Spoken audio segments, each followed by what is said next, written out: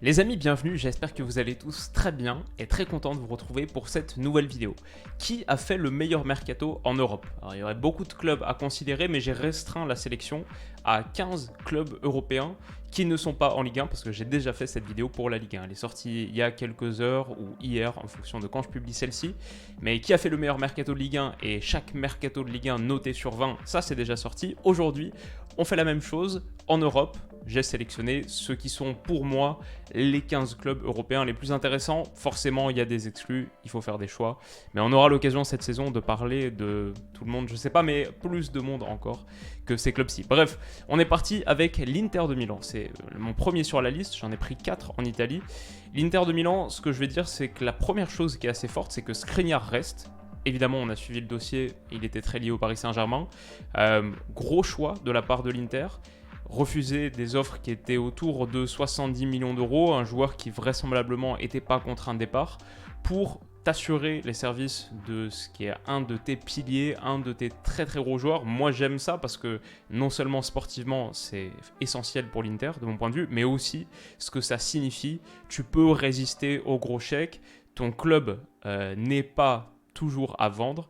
Bon, c'était un signe fort envoyé de la part de l'Inter et sportivement, ça va avoir de belles conséquences. Donc, je mets Skriniar qui reste, Acerbi qui a été pris en backup. Je pense pas qu'il a vocation à jouer beaucoup, mais pourquoi pas à 34 ans sur un prêt, peut-être qu'il y a une petite option qui est inclue.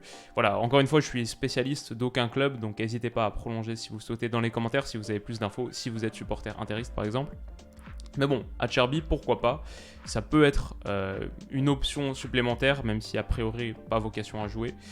Retour de Lukaku, évidemment, ça c'est quand même le gros truc du côté de l'Inter, le retour de Romelu Lukaku. Tu gardes tous tes bons joueurs en faisant revenir celui qui t'a offert le titre de champion d'Italie, du coup en 2021, qui formait une paire, une association extraordinaire avec Lautaro Martinez, qui était le sommet de ta colonne vertébrale. Donc là, tu as gardé Skriniar, tu as gardé Barella, tu as gardé Brozovic. Et tu reformes la paire Lukaku-Lautaro. Moi j'ai l'habitude de dire qu'en foot c'est pas mal quand tu as de la preuve, tu sais que ça a marché. Je vois Lukaku à l'Inter, je vois ça marcher à nouveau très très bien. Je pense qu'il n'y a pas de raison que ce soit différent cette saison, donc ça me plaît beaucoup aussi. En plus, en l'ayant vendu une centaine de millions, là tu le récupères juste sur la base d'un prêt qui t'engage à rien. André Onana pas mal, même si pour l'instant j'ai l'impression que c'est encore Samir Handanovic qui joue. À voir si ça évolue au fur et à mesure, parce que moi de mon souvenir sur les matchs que j'ai vus sur les 2 dernières saisons, Handanovic on est quand même sur un déclin. Donc avec Onana, je sais pas ce qui est la stratégie là, mais l'avoir pris libre, pour moi ça fait quand même gagner des points à ton mercato, vous me direz ce que vous en pensez. Et voilà, grosso modo, Christian Aslani, je sais pas si on en avait parlé en vidéo il y a quelques temps, mais c'est un transfert qui m'avait un peu fait percuter. Je pense que c'est un bon prospect de Serie A. J'en ai entendu que des bonnes choses, même ce que j'ai vu en clip, pas mal. Et un petit peu plus de profondeur avec Bellanova, avec Joaquin Correa, même si ça c'est juste une officialisation d'un gars qui était déjà à l'Inter et juste s'est prolongé en vrai transfert. Voilà, ça faisait 1 an qu'il était prêté. Bon, il y a des choses pas mal sur le mode des départs. Je ne sais pas s'il y a des choses véritablement majeures. Peut-être que perdre Perisic libre, ça c'est un petit moins. Mais sinon, dans l'ensemble, tu as bien fait baisser ta masse salariale. Alexis Sanchez, Arturo Vidal, d'autres qui sont partis, qui étaient un peu du bois mort, comme on dit en anglais. Donc ouais, dans l'ensemble, je trouve ça plutôt bien. Je crois que des chiffres que j'ai vus, je crois que la masse salariale de l'Inter a baissé d'une dizaine de millions d'euros, quelque chose comme ça. Je pense que ça manque un poil de profondeur et peut-être quand même un petit peu de qualité pour une formation, bon, qui va avoir un groupe de Ligue des Champions extrêmement compliqué à relever, qui a été battu sur le fil pour le titre de Serie A par son ennemi juré, et qu'il avait gagné pourtant la saison précédente. Donc peut-être j'aimerais voir un petit peu plus de choses encore. En plus, en général, j'aime bien l'Inter. Voilà, si je devais mettre une note sur 20, je dirais que ça a été assez conservateur. Avec le gros coup Lukaku, c'est quand même pas mal. Et je mettrais 14 sur 20, mais peut-être qu'il manquait un petit peu de quantité. Dites-moi ce que vous en pensez. Voilà pour l'Inter. L'AC Milan ensuite. On est sur l'AC Milan là. Pour moi, tout s'articule autour d'un gros transfert. Je pense que Charles de Ketelaere, c'est un immense coup. c'est quelque chose qui était dans les tuyaux depuis un bon moment maintenant. Mais je pense vraiment qu'il va enchaîner les saisons titulaires et que 32 millions d'euros, c'était un bargain, quoi, à 21 ans. Si tout se passe bien, tu tiens ton milieu offensif, ton numéro 10 pour longtemps, longtemps. Joueur hyper moderne qui m'a tapé dans l'œil la première fois que je l'ai vu en Ligue des Champions avec Bruges. Vraiment, CDK, c'est le gros coup, un des très gros coups en Serie A. Et ça compte énormément pour le mercato de ce Milan AC. Ensuite, j'ai vu Malick Thiaw, 21 ans, défenseur central, pris à Schalke pour 7 millions d'euros. Je ne connais pas visuellement, j'ai pas encore vu de clip de lui, mais de ce que j'ai entendu et sur les chiffres avancés que j'ai vus, ça a l'air pas mal. Avec Tomori, avec Kalulu, tu commences à avoir des options, a priori plutôt pour une charnière à 2, mais bon, et de la jeunesse encore dans cette zone. Donc, comme cet AC Milan l'a montré avec Tomori et Kalulu, se trompe pas trop sur ses prospects de défenseurs centraux, j'ai plutôt tendance à leur faire confiance et je serais curieux de voir en tout cas. Astervanks, pareil, je connais pas du tout, mais curieux de voir, 19 ans, est-ce qu'il peut gratter des minutes dans un entrejeu qui est désormais orphelin de Franck Kessié, et ça c'est quand même un point négatif. On va l'évoquer juste maintenant. C'est un très très gros départ et c'est un départ que tu as consenti libre. J'aime beaucoup Tonali, j'aime beaucoup Ismaël Benasser, mais ils apportent des choses, et ça on l'avait étudié, des choses très différentes de ce qu'apporte Franck Kessié. Sur le registre box-to-box, il n'y a personne qui touche plus de ballons dans la surface pour un milieu de terrain au Milan AC, à l'AC Milan que Franck Kessié. Donc ouais, ça c'est quand même dommage, des points en moins pour moi là. Et sinon, les autres départs, ça va, franchement, tu t'en sors bien. Tu as refourgué, entre guillemets, Jens Peter Hauge. Bon, il n'a pas trop joué, mais tu limites la casse. Je crois que tu l'avais acheté peut-être 8 millions et tu le vends 10. À vérifier, mais en tout cas, quoi qu'il arrive, il n'y a pas grand-chose de perdu s'il y a quelque chose de perdu. Samu Cassiero, enfin, donc de la masse salariale qui est libérée avec ça. Et sinon, latéral droit pour suppléer Calabria, qui est un peu le joueur sous-côté, je pense, de Serie A, ou en tout cas du côté de l'AC Milan, vu de l'étranger. Bah, c'est plutôt cool d'avoir pris Dest en prêt avec option d'achat peut-être. Ça c'est pas mal, surtout vu que Florenzi, qui a été pris pour quasiment rien, ouais, même pas 3 millions d'euros, qui avait rendu des services quand il était... Est-ce qu'il était en prêt? Il me semble qu'il était en prêt et qu'il avait plutôt rendu des bons services sur la saison passée, c'est ça? Ouais, c'est ça. Donc il était en prêt pendant 1 an. Et là, malheureusement, il est blessé pendant un moment. Donc le fait d'avoir pris Dest, pas mal. Surtout que Dest peut peut-être rendre un service dans la zone. Et là, on va y venir. La zone où l'AC Milan est le plus démuni, c'est ce poste d'offensif droit dans le 4-2-3-1 de Pioli. C'est ce poste de milieu offensif droit, d'offensif excentré, un peu demi-espace, où Junior Messias, bah, c'est pas vraiment suffisant et où il y a un petit manque de qualité. C'est pour moi ce qui m'empêche de mettre des gros points sur ce mercato, c'est qu'il manque quelque chose un peu sur le registre offensif, surtout quand tu compares à ce qui se passe flanc gauche. Flanc gauche, tu as la chance d'avoir Théo Hernandez, Raphaël Leao. Le fait d'avoir gardé Leao aussi, on n'en a pas parlé, mais ça, c'est pas mal aussi sur ton mercato, parce que pendant longtemps, c'était un gros truc, et plutôt cool d'avoir réussi à le garder au moins une saison supplémentaire. Mais du coup, d'un côté, tu as Leao, Théo. De l'autre, sur ce poste de milieu offensif droit, je sais pas trop. Et là, Calabria blessé, peut-être Dest. Bon, il y a un déséquilibre, une asymétrie. Et c'est dommage de ne pas avoir fait un coup. Peut-être on peut inclure aussi la pointe, vu que Ibra est blessé. Bon, Giroud continue à rendre de super bons services. Tant qu'il est comme ça, pourquoi pas. Mais il est déjà à plus de 35 ans. Donc le fait d'avoir pris Divock Origi, ça me semble un petit peu léger pour vraiment te renforcer sur cette zone. Peut-être une vraie pioche sur ce poste de numéro 9, ça aurait été mieux pour mettre sous CDK, et là ça aurait été vraiment bien. Alors qu'en l'état, je dirais, peut-être c'est pareil que ce que j'ai dit pour l'Inter, je dirais 14 aussi, ça aurait pu être un peu mieux peut-être. Mais une bonne base et une super équipe pour un champion en titre qui doit viser pour moi une belle campagne de Ligue des Champions. Il y a de la matière, et pour le garantir, entre guillemets, peut-être qu'il manque quelque chose qui t'aurait permis d'aller chercher 16, 17. C'est un peu comme ça que je vois les choses. Ok, on passe à la prochaine équipe italienne, la Juve. Sur le papier, tu as envie de dire pas mal. Il y a plusieurs choses qui sautent aux yeux. Le retour de Pogba. Bien sûr, Di Maria qui arrive libre, Pogba aussi libre. Donc quand on connaît leur valeur marchande, quand ils sont à leur meilleur niveau, ce qu'ils produisent sur un terrain, les deux pour 0 € entre guillemets, sauf une masse salariale qui grimpe, c'est pas mal. Et sans doute une prime à la signature aussi. Paredes qui a été pris en prêt avec option d'achat, c'est 22 millions, c'est ça, ou presque obligation. Bon, je pense que ça va se faire. Ok, pourquoi pas non plus. Kostic, 12 millions, ça a l'air plutôt d'être une bonne affaire. Et un très gros chèque pour Bremer, parmi les gros coups, très gros chèque pour Bremer, 41 millions, Chiesa, quoi. Ça fait 2 ans qu'il est là et enfin ça se concrétise en un transfert définitif, si c'est bien ça les chiffres. Donc voilà à peu près à quoi ça ressemble dans le sens des arrivées pour la Juve. Il y a Milik aussi, dont on n'a pas parlé. Et dans le sens des départs, finalement, Matthijs de Ligt, ok, c'est un gros prospect et on va en parler. Le Bayern, je pense, fait une belle affaire. Mais pour 70 millions, tu te sépares d'un gars qui a jamais vraiment trouvé sa place dans ton système, défense basse, qui n'est pas vraiment porté sur la qualité technique, la relance. C'est pas si grave entre guillemets que ça de le perdre et ça finance l'ensemble de ton mercato encore plus. Donc je trouve que ça c'est pas si mal que ça. Demiral, donc ça se transforme en transfert définitif parce que ça faisait déjà 1 an si je me trompe pas qu'il était à l'Atalanta. Et Mandragora pour quasi 10 millions d'euros, en vrai c'est inespéré. Bon, je suis pas un expert de Rolando Mandragora, mais j'ai jamais été vraiment impressionné par sa qualité, donc je trouve pour quasi 10 millions, plutôt bien vendu. Et tu te sépares d'Arthur Melo, donc qui va à Liverpool en prêt. Giacomo Vrioni, qu'on envoyait dans quel club de Ligue 1 ? Montpellier, je crois. Finalement, va en MLS. Zakaria, ça peut se transformer en transfert du côté de Chelsea. Et ouais, c'est vrai qu'il y a quand même un petit bémol, c'est le fait d'avoir perdu Dybala libre. Et en tout cas, d'avoir jamais pu l'amener au niveau où sa carrière aurait dû aller, peut-être. Même si il n'y a pas que la Juve qui est fautive là-dessus. Dans l'ensemble, la Juve se sépare d'autres éléments qui plombaient un petit peu sa masse salariale avec un rendement nul. Ramsey, Costa, trop souvent blessés. Donc ça aussi, mine de rien, ça fait gagner des points. Et c'est pas trop mal ce que la Juve a fait de ce point de vue.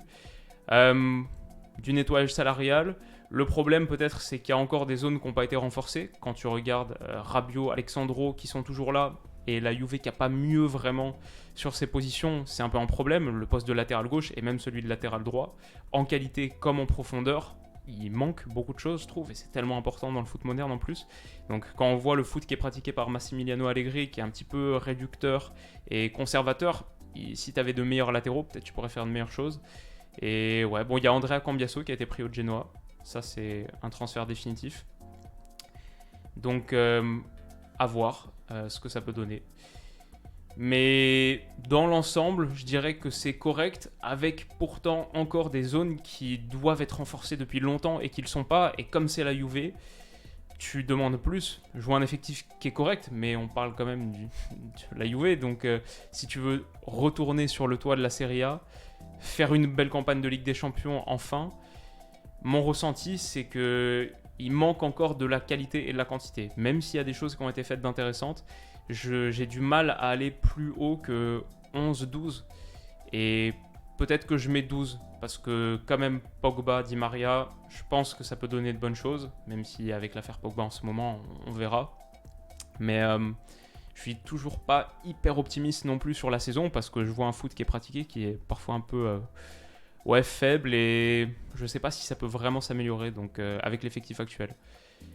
Peut-être il manque ce joueur détonateur qui change vraiment la donne, et surtout des renforts sur les côtés, au poste de latéraux. Parce que bon, t'as fait une belle acquisition avec Vlahovic il y a pas longtemps, mais bon, voilà en gros comment je vois la Juve, c'est un peu décousu, mais je suis pas hyper impressionné non plus.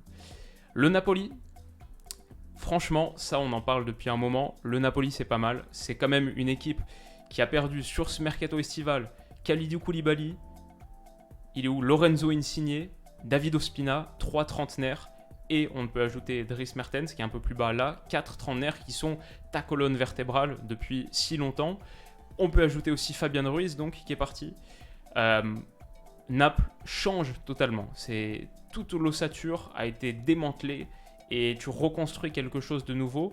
Du coup, il y avait de la matière pour être inquiet. Pourtant, quand tu vois ce qui a été fait, franchement, c'est pas mal du tout. Et le début de saison est assez positif. Kim Min-jae, pris au Fener, ça a l'air d'être une vraie bonne pioche. Bien sûr, Khvicha, Kvaratskhelia, le Kvaradona, ça se passe super bien. Pour 10 millions d'euros, ça ressemble à un des meilleurs coups de la saison en Serie A. Ils ont pris Raspadori aussi, un prospect, à voir ce que ça donne. On se souvient de lui inclus au dernier moment sur la liste pour l'Euro. Giovanni Simeone qui avait claqué ses 17 buts sous Tudor l'année dernière avec les Las. Ndombele qui vient en prêt. Donc, mine de rien, Mathias Oliveira aussi. Il y a pas mal de choses qui ont été faites du côté de Naples et ça pourrait donner une équipe vraiment sympa. Je pense que ça joue déjà un bon foot. Et Kvara, ça a l'air d'être une vraie bonne chose. En plus de Kim Min-jae, qui pour l'instant donne le change. Évidemment, tu perds Kalidou Koulibaly, ça va toujours être compliqué. Mais t'en as tiré de bonnes sommes aussi. Tu vends pour plus que ce que tu achètes. Je crois que la balance est 12 millions, 12,90. 12 millions et 900 000 euros de positif. Donc Naples, c'est pas mal. Une ossature remplacée. Et franchement, ça aurait pu être bien pire vu ce qui se produit dans le sens des départs. Je mets 14 aussi, comme pour Milan et pour l'Inter. Comme pour l'AC Milan et pour l'Inter. Voilà pour l'Italie. On passe en Allemagne. On a d'abord le Bayern Munich. Qu'est-ce que je vais dire Mané à 32 millions d'euros, ça ressemble un peu à un braquage. Ryan Gravenberch pour moins de 20 millions d'euros, ça ressemble un peu à un braquage. Mazraoui libre, ça ressemble un peu à un braquage. C'est les joueurs que tu peux attirer à moindre coût quand tu es le Bayern parce que tellement de monde veut jouer au Bayern et tu capitalises sur ta position de force. C'est de super acquisitions. Matthijs de Ligt, je pense que voilà, le prix a été mis. Mais c'est un gars que je vois vraiment renaître au Bayern. Finalement, qui est plus proche aujourd'hui dans le foot mondial du foot qui est pratiqué à l'Ajax que le Bayern? Ce foot total, il trouve vraiment son incarnation en Bavière, encore plus sous Julian Nagelsmann. Donc beaucoup de vraies bonnes acquisitions et on a un effectif qui a encore gagné, je dirais, en profondeur. Évidemment, tout ça, il y a quand même un gros truc, c'est la perte de Robert Lewandowski. Mais tu peux te dire, pour 45 plus 5, une cinquantaine de millions d'euros, pour un gars qui a 34 ans, il a eu 34 ans en fin août, 21 août je crois, bah écoute, c'est pas si mal que ça. Et en plus, il y a eu plein de petits départs qui ont été consentis pour finalement toujours autour d'une dizaine de millions d'euros, un peu plus, ce qui fait qu'à la fin de la journée, tu t'es vraiment renforcé en quantité pour seulement moins 30 millions d'euros de balance. En plus, on n'a pas parlé de Matistel, bon, à voir ce que ça donne. Si ça marche, tant mieux. Si ça marche pas, bah, ça fait un peu comme Tanguy Kouassi, que tu revends pour à peu près son prix à Séville quelques années plus tard. Donc, ouais, moi j'aime bien l'idée, en théorie, de Nagelsmann de dire qu'il peut être plus fluide sans Robert Lewandowski, plus flexible sans une pointe claire. En plus, tu as pris un peu ce coach pour ça. Maintenant, je vais dire que ça peut manquer un peu de profondeur au poste de buteur. Donc, il y a quand même ce qui empêche pour moi de dire que c'est un mercato parfait. Mais tu as tellement gagné en quantité, peut-être en te séparant au bon moment de ton Robert Lewandowski. Je pense qu'il va être étincelant au Barça, c'est pas la question. Mais en tirant quand même un bon chèque. Donc, malgré le fait que tu perdes ta machine à 50 buts par saison, pourtant, je dirais que ce Bayern fait plus peur que jamais. Et ça, c'est quand même un sacré tour de force. Je vais mettre 18 sur 20 à ce mercato. Je le trouve vraiment très fort, parmi les tout meilleurs en Europe. Dortmund maintenant, on passe sur le Borussia Dortmund. Là aussi, c'est pas mal. Je vais dire un vrai bon mercato, surtout qui avait bien démarré. Après, il y a peut-être manqué le dernier coup de rein. Un petit peu comme ce qu'on disait pour l'OL ce matin. C'était bien parti. Et puis finalement, je regarde là, un mois plus tard, après avoir fait la vidéo qui est en train de faire le meilleur mercato de Bundesliga, et il n'y a pas grand chose qui a bougé. Donc, Bellingham est resté, ça c'est vraiment bien quand tu as consenti au départ d'Erling Haaland. Au moins, il n'y a qu'un seul de tes deux monstres qui part. 60 millions d'euros, ça c'était la clause qui était inclue par Mino Raiola, c'est ça. Donc, du coup, c'est pas si cher que ça, entre guillemets. Akanji s'en va, c'est pas si grave, une vingtaine de millions d'euros. Axel Witsel qui part libre, bien sûr, ce que tu as fait sur tes postes de gardien, parce que maintenant tu as un autre Suisse, départ de Burki, départ de Hirtz, maintenant c'est Kobel. Mais dans le sens des arrivées, franchement, il y a beaucoup de choses qui sont vraiment pas mal. Je raccourcis un petit peu cette section parce que j'en ai fait 10-15 minutes il y a quelques semaines. Bon, on a beaucoup parlé de Dortmund, mais Niklas Zule, pris au Bayern, libre, c'est un signe fort. Nico Schlotterbeck, pour 20 millions d'euros, tout le monde le voulait, c'est un signe fort. Salihamidzic aussi en milieu défensif. Donc finalement, tu as bien renforcé ton secteur défensif. L'année dernière, Dortmund était la 9e défense de Bundesliga en but encaissé. C'est vraiment là que tu avais besoin de faire des acquisitions. Et c'est vraiment pas mal, sans parler du fait que Karim Adeyemi, un top prospect, top potentiel, il est à toi désormais. Et Dortmund continue dans cette lignée. Le vrai problème, bien sûr, et il était impossible à anticiper, c'est autour de la situation de Sébastien Haller. J'en avais parlé en vidéo. Encore une fois, je renouvelle mon soutien, ma force à lui. J'espère que ça va le faire. Mais du coup, Dortmund a dû se rabattre sur Anthony Modeste en solution de rechange, qui avait planté sa vingtaine de buts avec Cologne en plus. J'étais allé le voir au stade. Pour 5 millions d'euros, ça le fait. Mais c'est sûr que Du coup, c'est moins bien que ce que t'espérais avec un Sébastien Haller dans la force de l'âge. Et ça m'empêche d'aller trop haut, je dirais, parce que du coup, le mercato s'est un peu essoufflé à la suite de ça. Pourtant, Dortmund avait vraiment bien commencé. Si je devais là statuer, du coup, je dirais... Allez, je vais dire 15 sur 20 parce que je pense vraiment que Zule et Schlotterbeck, ça compte pour beaucoup. Après, il faudra voir le rendement sur le terrain. C'est aussi un gars, Schlotterbeck, qui est assez jeune, qui franchit un vrai pas, un vrai cap dans sa carrière. Mais je vois une belle équipe de Dortmund, intéressante. Et des années en plus pour Moukoko, pour Malen, qui est resté finalement. Je crois qu'il est resté. Bon, bah ça fait quelque chose. Ouais, il est resté. Donc ça fait un effectif qui est pas mal. Bien sûr, Schmelzer qui est parti fin de carrière, même si ça fait quasi 2 ans qu'il n'a pas joué. Ça aussi, on en avait parlé. Bref, Dortmund, c'est plutôt cool. Liverpool, bien sûr, le gros move du côté de Liverpool, c'est Darwin Núñez pour 75 millions d'euros. C'est un peu la réponse à Erling Haaland et la réponse au départ de Sadio Mané. Fabio Carvalho, c'est bien. C'est vraiment bien. Marque déjà des buts décisifs. Top prospect en Championship. 19 ans, va continuer à progresser sur Jürgen Klopp. Maintenant, voilà, ça s'arrête là en gros. Il y a Arthur Melo qui a été pris au dernier moment parce qu'on s'est rendu compte, malgré les dires de Jürgen Klopp pendant un moment, que ce Liverpool a vraiment besoin d'un milieu de terrain. Et après avoir échoué sur le dossier de Tchouaméni, après avoir échoué sur Bellingham, apparemment c'était les rumeurs, bah t'es obligé de te rabattre à la fin sur un gars qui a pas joué depuis un moment, ou en tout cas qui a pas été au top niveau depuis un moment. Et du coup, je trouve que c'est un petit peu léger finalement dans le sens des arrivées. Parce que le départ de Sadio Mané fait mal, parce que ton entrejeu a pris de l'âge. Dans l'ensemble, cette équipe a pris de l'âge et je trouve pas trop dans le bon sens. Le début de saison un petit peu poussif, peut-être sur la motivation, sur la concurrence. Au moins, tu as tiré des sommes relativement intéressantes. Par exemple, Nico Williams pour 20 millions à Nottingham, c'est pas trop mal. Tu te sépares de Takumi Minamino qui n'arrivait plus à mettre vraiment un pied devant l'autre. Donc, ouais, il y a des choses intéressantes.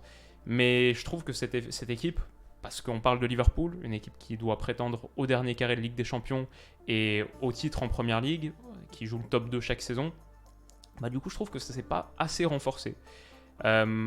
Tu finis avec un Arthur en prêt qui est comme un symbole de ce mercato qui a été un petit peu géré passivement, je trouve, avec pas assez d'impact. Et Darwin Núñez à 75 millions d'euros, bien sûr c'est des grosses qualités, mais ça reste quand même un point d'interrogation. Donc... ce Liverpool, franchement, m'a l'air moins bon que la saison passée. J'ai envie de dire, c'est 12 sur 20 peut-être. Je ne sais pas ce que vous en pensez, je pense qu'il y a pas mal de supporters des Reds qui peuvent apporter leur avis sur la situation. Peut-être que je suis un peu dur, mais c'est aussi le début de saison qui influence. Ce qu'on voit sur ce début de saison, grosso modo, l'effectif il reste bien fourni, ça reste Liverpool. Mais ouais, je m'attendais un petit peu mieux, surtout quand tu vois ce qu'a fait Manchester City.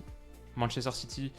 c'est vraiment, vraiment impressionnant, avec bien sûr Erling Haaland, le transfert de l'été, pour 60 millions d'euros en plus, c'est déjà une énorme affaire. Il permet de faire passer en douce Julian Alvarez, qui avait été reprêté, donc son transfert, ça avait été conclu au mercato hivernal, c'est ça, il a fait 6 mois, il a fini 6 mois à River Plate.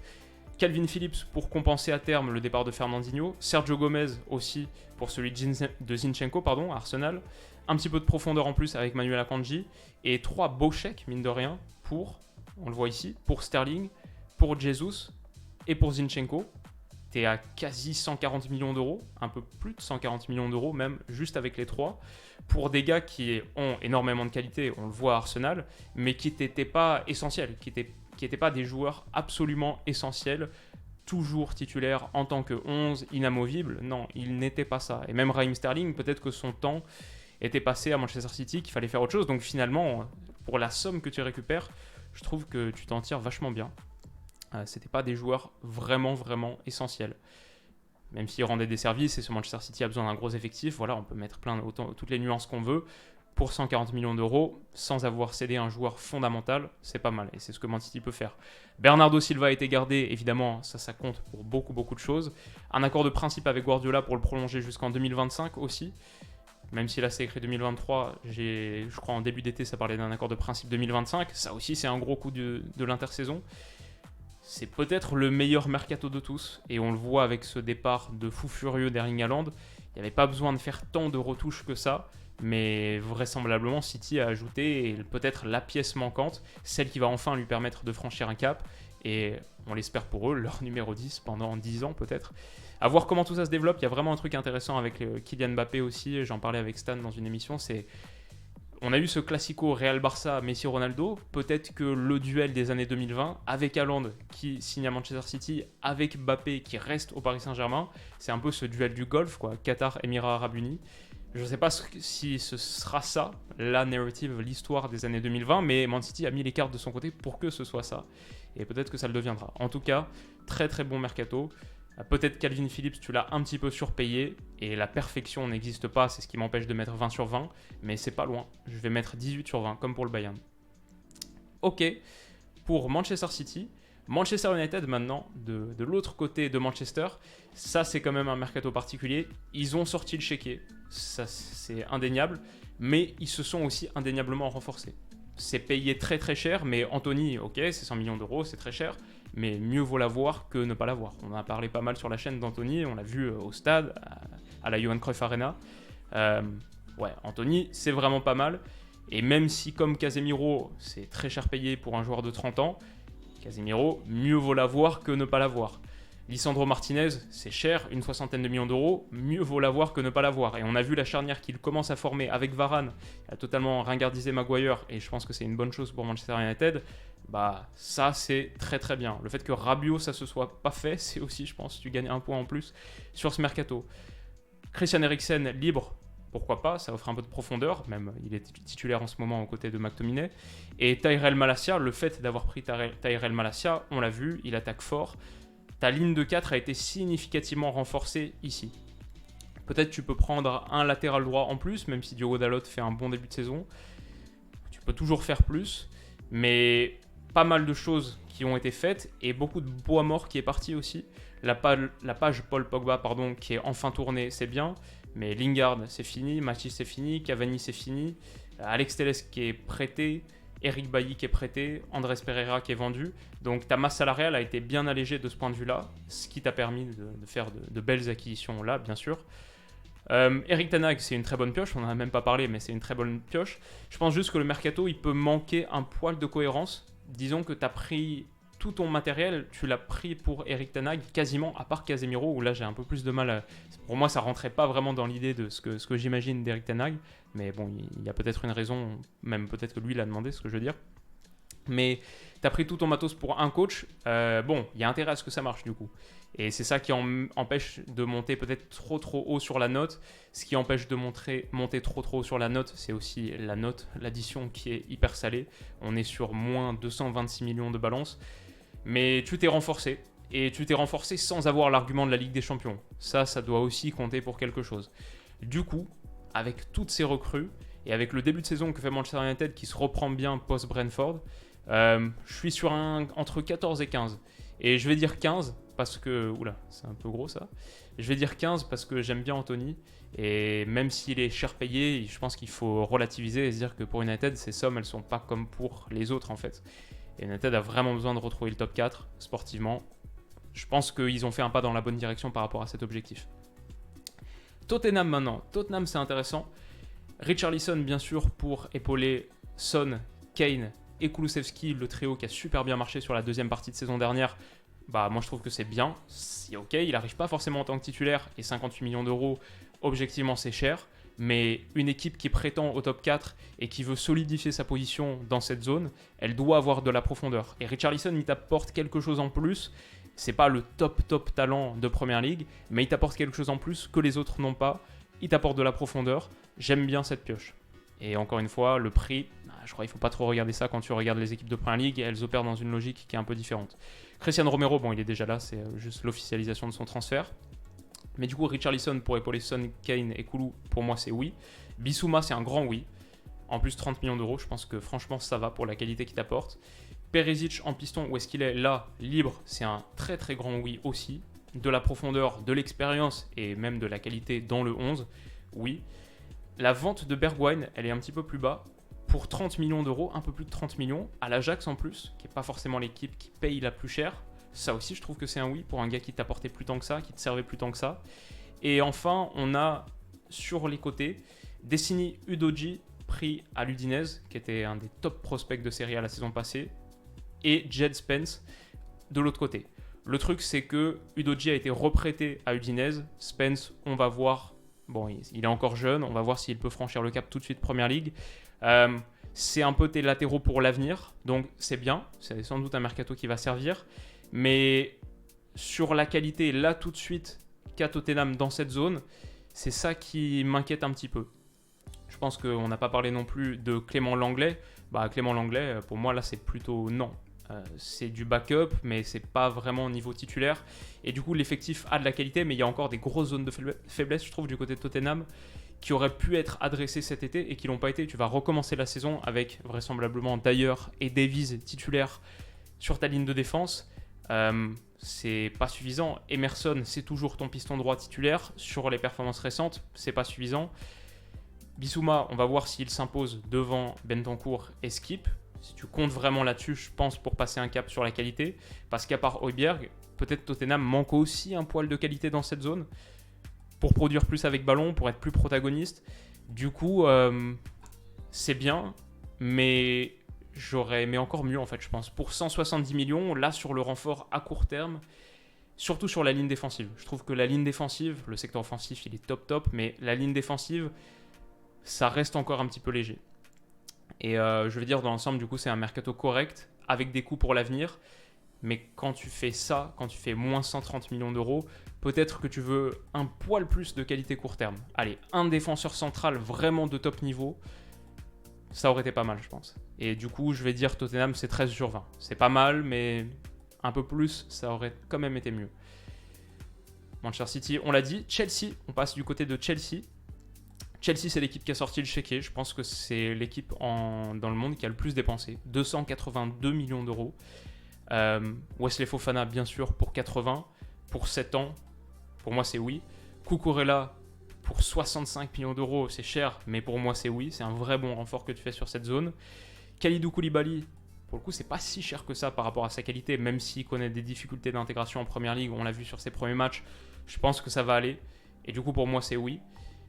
Le problème, c'est peut-être t'as pas vraiment une base sur laquelle tu construis. On est sur du remix parce que Lukaku, ça n'a pas marché. Ça fait un petit peu mal. Werner, ça n'a pas marché. Ça fait un petit peu mal. Et t'as perdu Rudiger et Christensen. Ça, c'était dès le début du mercato. Et c'est des trucs qui font mal. Surtout Rudiger, qui, je pense, son absence va peser. Et c'est dur de remplacer le niveau de performance qu'il t'apportait.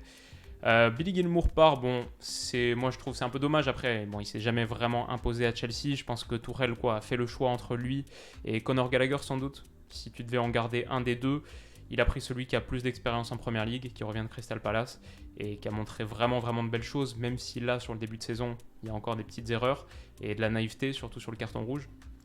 Mais ouais, j'imagine que ça s'est joué entre les deux et du coup, je comprends pour Gilmour. Il y a Aubameyang aussi, je sais pas s'il est inclus là. Ouais, il est là. Aubameyang pour 12 millions d'euros. Qu'est-ce qu'on peut en dire ? C'est dur à dire. Je dirais plutôt non parce qu'il va pas jouer avant un moment. En plus, je crois qu'il a une blessure à la tête jusqu'en octobre, si je me trompe pas, jusqu'au début octobre. C'est ce que disait Transfermarkt il y a quelques heures en tout cas. Sterling, je sais pas, mais là je dirais plutôt oui. Mais ouais, voilà. Il y a toute une osmose à trouver, toute une alchimie à trouver sur ton secteur offensif. Tu refais tout en fait. Sterling qui arrive, Aubameyang qui arrive, Lukaku qui part, Werner qui part. Pas de vraie doublure pour Reece James aussi, sur ce poste de piston droit. Bon, Reece James c'est top qualité mondiale. Mais attention au bricolage avec Ruben Loftus-Cheek. Du coup, comme le secteur offensif reste cette énigme non résolue, malgré les grosses dépenses et malgré les gros renforts, il y a quelque chose qui m'empêche de monter extrêmement haut. Même si, peut-être Aubameyang, je sous-cote le transfert de dernier moment. Et au moins, tu as un gars vétéran qui connaît la Première Ligue, qui a peut-être quelque chose à prouver contre Arsenal, à Chelsea, etc. Koulibaly, c'est bien. Allez, Chelsea, je vais dire 14, parce que quand tu dépenses 300 millions d'euros, j'attends plus. Mais j'attends plus pour tout le monde, j'ai l'impression. Mais voilà, c'est pas mal. 300 millions d'euros. Tu veux une équipe qui est capable de challenger pour le titre. Et là, je vois quand même un cran de retard par rapport notamment à Manchester City. Et enfin, donc, notre dernier club, Arsenal. Ok. Arsenal, bien sûr, Jesus Et Zinchenko, on a consacré combien de vidéos depuis le début de la saison à Arsenal? Ça démarre très très fort, impact immédiat, de vrais renforts, et le retour de William Saliba, ça fait que tu as tellement renforcé ta colonne vertébrale, et en plus il y a beaucoup de bois mort qui est parti, donc bois mort je sais pas si ça se dit vraiment en français, mais le deadwood en anglais quoi. Lucas Torreira pour 6 millions d'euros, Mavropanos, Bellerin, Lacazette, Pepe, Nuno Tavares qui a jamais donné satisfaction, que vraisemblablement Arteta n'aimait pas trop. Donc ouais, t'as du monde qui est parti, même s'il y en a qui vont revenir sans doute. Nice pour Pepe, l'OM, est-ce qu'ils lèveront l'option d'achat pour Tavares? C'est possible parce que ça se passe vachement bien. Mais est-ce qu'il y a une option d'achat? Ça, je sais pas non plus. Mais voilà en gros pour dans le sens des arrivées, c'est quand même pas mal. Dommage de ne pas avoir fait un milieu central en plus peut-être. Tillmans, Douglas Luiz. Il y avait beaucoup de rumeurs et finalement rien. Fabio Vieira, pardon, on verra un petit peu plus haut sur le terrain, c'est payé assez cher, mais on ne sait pas trop encore, donc pour l'instant c'est un peu point d'interrogation, alors que là je suis sur des plus pour Jesus et Zinchenko. Dans l'ensemble, je veux dire, la base de la saison passée est restée, et cette base était en nette progression, la dynamique était déjà hyper positive. T'as cette base à laquelle tu as ajouté 2 excellentes pièces, plus une troisième avec le retour de Saliba. Ça manque un peu de profondeur, surtout avec là les blessures, on l'a vu, de Partey, de El Neni, et moins 110 millions d'euros de balance, forcément, ça empêche d'atteindre un standard de perfection, mais je vais mettre 16 sur 20. Pardon, c'est pas très beau. Je vais mettre 16 sur 20 parce que c'est un très beau mercato et qu'il fallait pas tout changer. Il n'y avait pas tout à changer du côté d'Arsenal. Il vaut mieux 2 coups excellents plus un troisième là que 8, 10 coups où tu sais pas trop ce que tu fais, et il y en a peut-être quelques-uns qui marchent, mais 10 coups moyens quoi. Arsenal a fait un mercato qui les propulse comme hyper favoris pour le top 4. Ça, c'était pas gagné forcément. Peut-être même qu'ils peuvent aller faire plus. Donc, c'est forcément une grosse réussite. Et maintenant, on part en Espagne, on va finir en Espagne, avec d'abord l'Atlético Madrid. Rapidement, Witsel c'est pas mal, libre, Witsel c'est cool. Nahuel Molina, il y a un gros potentiel, pris à 20 millions d'euros à l'Udinese. Ok, l'Udinese qui perd ses 2 latéraux, même s'il récupère Udogie en prêt. Donc ça c'est cool aussi. Retour de prêt de Morata et Saúl, qu'est-ce qu'ils vont apporter? Ça c'est plus point d'interrogation. Et Luis Suarez qui s'en va, je mets point d'interrogation, c'est une perte quantitative, même si son niveau de performance était bien en déclin. Puis il t'a porté son titre, il a fait ce qu'il avait à faire, entre guillemets. On a dans le sens des départs aussi Renan Lodi qui est vendu à Forest. Hop, c'est un prêt, je crois, avec option ou obligation d'achat. Mais Renan Lodi qui part à Forest, donc, perte de Vass et Versalco, ça fait que t'as pas vraiment de doublure au poste de latéral droit. Ça peut être un problème quand même pour l'Atlético. Et ça reste une équipe avec de la qualité, mais j'ai pas l'impression que cette année l'Atlético va faire peur au duopole Real-Barça. Il me donne l'impression d'avoir un peu stagné, voire régressé un peu. Dommage de ne pas avoir fait, là on le voit là, Lovro Mayer. Le secteur offensif quand même, il y a de la qualité, mais ça va être dur de rattraper les gars de devant. Et je ne sais pas si ces retours vont vraiment te faire tant de bien que ça. Donc je vois l'Atlético, c'est bon, c'est ok, mais c'est pas forcément plus que 12 sur 20 pour moi. C'est pas l'équipe que je connais la mieux, donc si vous avez plus de billes, n'hésitez pas à me le dire dans les commentaires. Enfin, on finit donc sur notre duopole dont on a parlé rapidement, le Real Madrid. Rudiger libre, ça c'est top, c'est un des meilleurs transferts de l'intersaison je pense. Tchouaméni, c'est le milieu de terrain que tout le monde voulait cet été avec Bellingham, mais Bellingham n'est pas parti. Tchouaméni c'est le Real donc qui l'a. Dans le sens des départs, t'as plusieurs gros soldats du club qui sont partis. Casemiro, mais pour cette somme, c'est presque potentiellement un bon coup. Isco, Bale et Marcelo, est-ce qu'il est là? Peut-être un cran plus bas. Voilà, il est là. Tu fais baisser ta masse salariale et peut-être tu peux repartir sur un nouveau cycle. Casemiro, le problème, c'est que c'est une situation que tu n'as pas trop contrôlée. Financièrement, ok, c'est bien, mais sportivement, à court terme, est-ce que ça risque pas de te coûter un petit peu cette saison? Quand on a vu le niveau de performance dont ce trio était encore capable, avec ses acolytes Kroos, Modric. Et puis sur l'effectif, tu as Asensio, Mariano et Hazard qui sont toujours là. Ouais, c'est peut-être Hazard, tu peux le relancer, mais c'est un peu l'éternelle question. Donc il y a tout ça et il manque quand même un truc en fait sur ce mercato. Il manque le joyau de la couronne, Kylian Mbappé, qui était le gros truc de l'intersaison. Et finalement, le Real sort de cette intersaison 2022 où il y avait eu pas mal d'effets d'annonce de Pérez, sans Haaland et sans Mbappé. Donc forcément, ça fait que c'est un petit peu dur de monter trop dans la note. Si on doit répondre à la question, est-ce que tu es meilleur que l'an passé? Est-ce qu'on répond franchement et sans hésitation oui? Bah, je sais pas, c'est difficile à dire. Ancelotti, j'ai l'impression qu'on va devoir continuer à bricoler. Heureusement, il sait faire ça très très bien. Et le Real est un club différent dans la mentalité, très bon dans l'adversité. Donc s'il y a bien un club que je vois faire une saison de plus, de résistance et de performance malgré des conditions difficiles, c'est eux. Mais tu vas continuer à faire peser ta production offensive sur 2 gars seulement. Si Vinicius ou Benzema se pètent, c'est tout de suite le drame par rapport à ton gros rival qui a beaucoup plus de profondeur d'effectifs sur le secteur offensif. Tu as perdu la longueur d'avance que tu avais avec le Barça pour moi, et tu fais ni Mbappé ni Haaland comme on a dit. Tu cours le risque d'être exclu de ce fameux duel des années 2020, peut-être City, PSG, Haaland, Mbappé. Ouais, c'est peut-être un mercato qu'on verra plus tard comme une opportunité ratée. Maintenant, Tchouaméni c'est bien, Rudiger c'est bien, mais c'est un peu comme ça que je sens les choses. Et du coup, je pars sur 12 sur 20 pour le Real. Peut-être c'est un peu sévère. Peut-être 13 sur 20, parce que quand même Rudiger libre, c'est pas mal.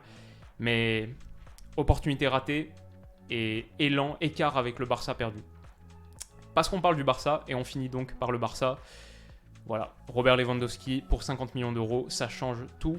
Jules Koundé pour 50 millions d'euros, ça change beaucoup de choses.